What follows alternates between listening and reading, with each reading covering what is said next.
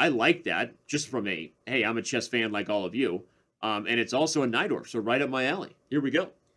And it's called the freak attack, so definitely up your alley. And we see that White has just stormed his pawns up the king side, and you, you Did you time that perfectly with my throat coat tee brought to you by Hikaru Nakamura's Bon Cloud mug? Get it at Hikaru Nakamura's swag store. Anyway, good job timing that. You're lucky I held back.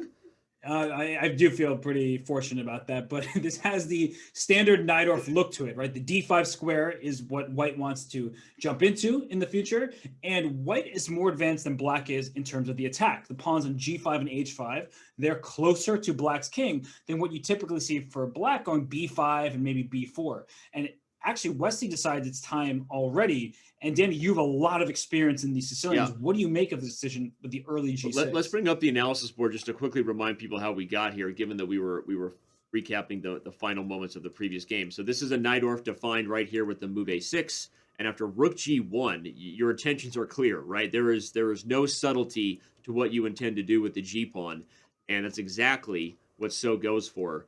Okay, so this exact line is just not the most theoretically popular. We see the trade in H6.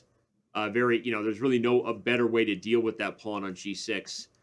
And with the trade on the queen side and knight F6, this is not your everyday Najdorf English attack, because while White has established G6, the king side is now also locked up. So sometimes Black has a safer time castling than he normally would.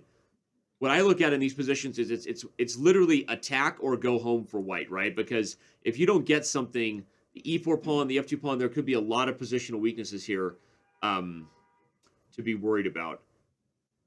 I'm looking at the light squares as well as something Yep. that White would love to just remove these light square bishops. If C4 and E6 were poof gone, then Black could be in some big trouble because the king Yep. doesn't really have anywhere to go. And I'm with you because the king side looks closed for now, but if the light square bishops get traded, I'm in the future think of sacrifices on the H6 square to Yep. spring free my G6 pawn and cause some huge problems for Black. So it's Wesley so is many one of different. the underrated Najdorf experts in the world. I'll just say that, right? When I say Najdorf experts, you think first and foremost the Frenchman with 3 names. He'll be playing in a couple days.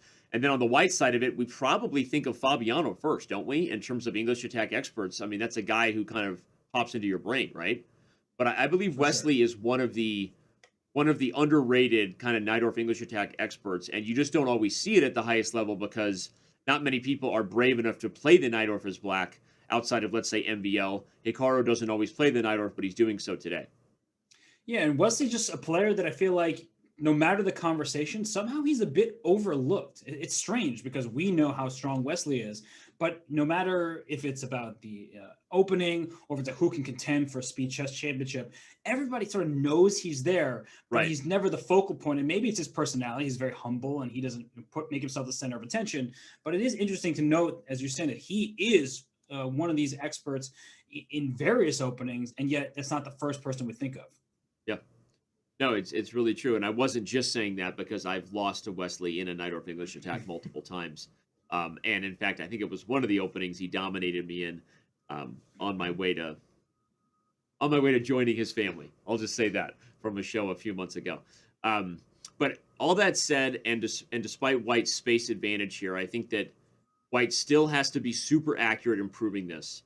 The advantage for Black, having not played B5 as you typically do in a Najdorf Robert, is you don't have this A6 weakness, which can sometimes backfire. And again, if all pieces just start coming off the board, every one of these pawns could be kind of a target. So again, you have to be careful here as White and make sure you maintain pinpoint accuracy and don't just let a bunch of pieces get traded. Yeah, and I do want to point out that the queen on g4 is not hanging. That was a very nice move by Wesley So because the bishop on d5 is pinned. And not only that, the bishop on e6. The bishop on e6 is pinned in both directions because you could take the bishop on d5, but then you lose your queen on d7. So a really nice setup for right now for Wesley. But as Danny was just saying, if the queens and those bishops get traded, then Black is happy about the endgame because an advanced pawn helps you for an attack. Bishop takes h6, queen takes h6, queen h7, checkmate. These ideas are clear. But Yeah. in positions without the queens, those pawns have gone too far. They're closer to the enemy pieces, and that makes them extremely vulnerable. Well, right now you have to be super careful at bishop takes h6. Let's bring up the analysis board just to show how dangerous. I don't know if it works. I don't care what the computer thinks, but there's ideas where you have to worry about this no matter what. Because just to show like some simple stuff, if you make just like a crazy retreating move of your piece, there won't be any way to deal with checkmates here along the h file. So this is how dangerous the sack on h6 is, even if there are some accurate ways to defend. Okay, the trade quickly met by rook takes d5 makes sense. These pawns remain weak. This bishop remains passive. Queen takes e5. Sack that queen. Oh, queen takes e5. Wait, was rook f8 a blunder, or was it... No. Whoa, bishop takes h6 is played. Okay. Wow. Wesley all in with the attack. I think you're right, Robert. I think Wesley had queen takes e5, but now he's got to prove his piece sack. Yeah, I just went for the simple, hey, that pawn's hanging, it's pinned, let me take it. But Wesley says, I see, or I hope that there's checkmate, but is this good? I mean, there's no g7 right now because the pawn on g6 is pinned to the queen on h6. You would like to play rook h1 and try to checkmate down the h-file, but Hikaru will swing his queen over to g7, which will defend. And if that's the case, how is white going to make progress here? Yeah, I don't like this sack at all. And I think Wesley had queen takes e5, as you said. I'm just going to back up quickly and just see if indeed it was the case. It looked like it was. The queen was undefended, but Wesley was married to this sacrifice idea, and he might regret it. Rook d3 is a very slow way to bring pressure when we know that at any moment Black could put a queen on g7 and defend. And in fact, Hikaru does so right now. Okay, but Wesley smartly retreats that queen because if that rook moves off the 6th rank, queen e6 check will be devastating. So I like this queen h3 idea. The light squares are whites for the taking, thanks to this pawn on g6 in particular. And Hikaru brings that bishop out. The f2 pawn is hanging, or is it? Because if bishop takes f2, maybe there's just rook takes f2 sacrifice. What a crazy idea with queen e6, and if the king goes to the h-file, there's rook to h3. Hikaru playing the practical punch, d5. What an interesting move. If pawn takes, you'll have e4, I think, is his idea. I believe that's the idea, yeah. And f2 still can't be captured, very importantly. There still is this tactic for white if you take on f2. And Denny, maybe not yet, but there are some ideas for white to play queen h7 check at some point.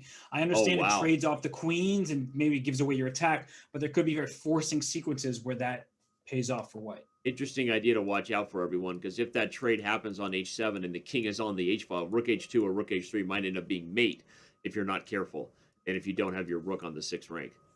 So Hikaru, again, in a tough spot, down a minute, needs to defend accurately, even if objectively Black should be fine. He has to find the best moves right here. And look at the clock. We haven't talked about the clock much today, Danny, but 30 seconds and counting down for Hikaru. And for Wesley, he has much more time and the easier position to play because his king is safe.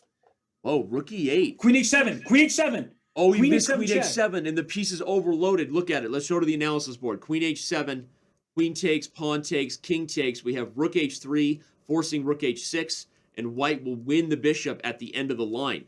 This is the checkmate idea we were watching out for. But wait a second. Queen h7, king f8?